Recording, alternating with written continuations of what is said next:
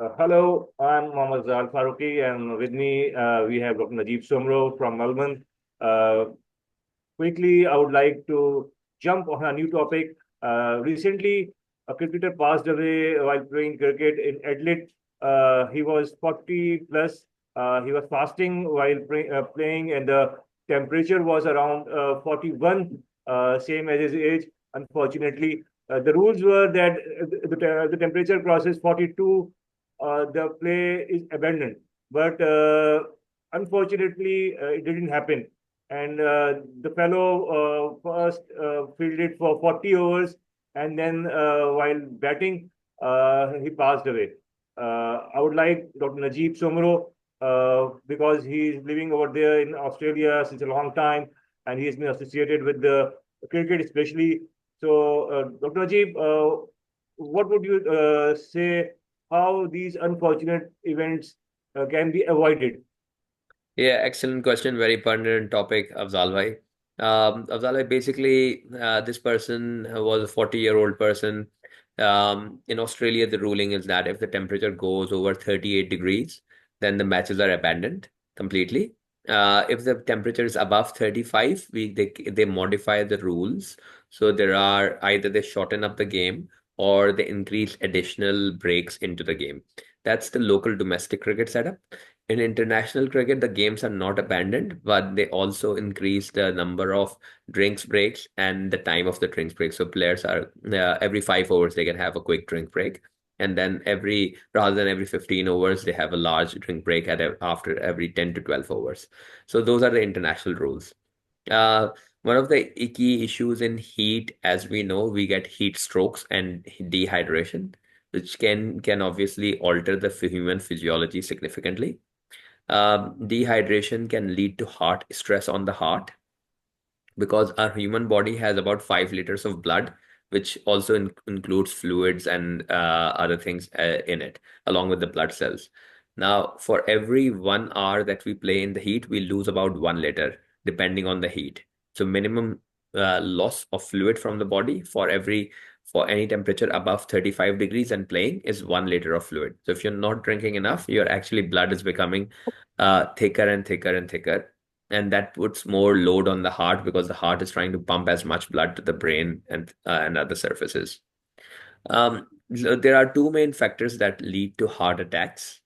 Factor number one, as I've described, is the dehydration, because if the blood volume becomes smaller, then the heart has to work extra fast to pump the blood. Factor number two, as we are aware, is the condition of the heart. Unfortunately, in the South Asian population, we have a lot of issues with the arteries being blocked just because of how our diet is and our genetic makeup is. We eat a lot of samosas, pakoras, or very fried things, fried items.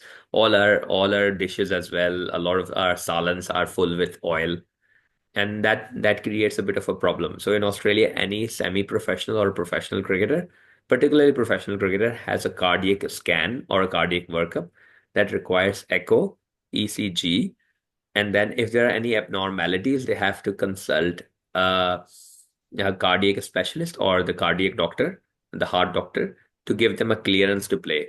If they have any issues, then we get them right first before we get into it.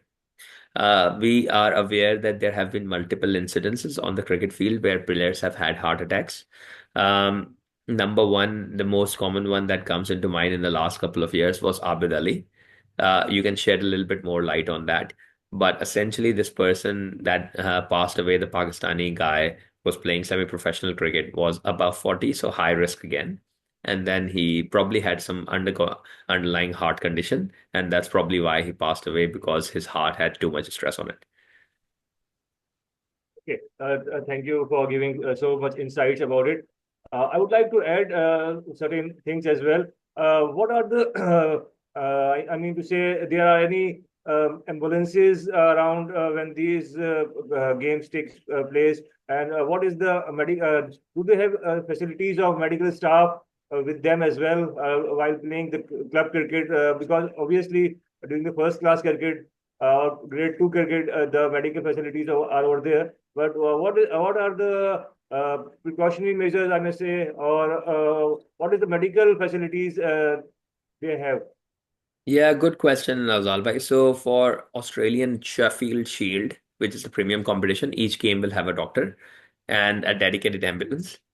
For grade two, they will have a physio, but no doctor, and ambulance is only on call. Just because there is too much cricket in there, in club cricket, we don't have dedicated medical staff. And that's why, from precautionary perspective, they call off the games just to avoid these sort of issues. Typically, if the game is on and if they call an ambulance, the ambulance should be there within 10 minutes, sometimes within 5 minutes. But if the ground is far away or the ambulance is busy, it can sometimes take a longer time. That window of time between a person having a heart attack for the ambulance to come in and save the life is only 7 minutes. So those are some key issues that go on from that point of view.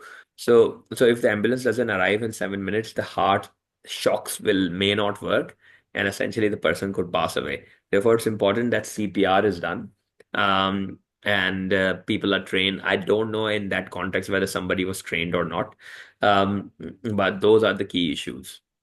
Uh, so the last question I would like to add about it, that what do you think that these sort of unfortunate incidents, will they, the clubs and the authorities may take any other precautionary measures to make sure as you have mentioned about the players who are 40 plus or veterans cricket, do they have any protocols set, or they also wait for such incidents, then they implement? Yeah. Look, from a precautionary point of view, it's really important that any sort of severe conditions are avoided. So if the thing is going on for a match is going on at a heat of 40 degrees, then we just want to make sure that that is something that is looked into. Either the match is shortened or there are additional breaks in it.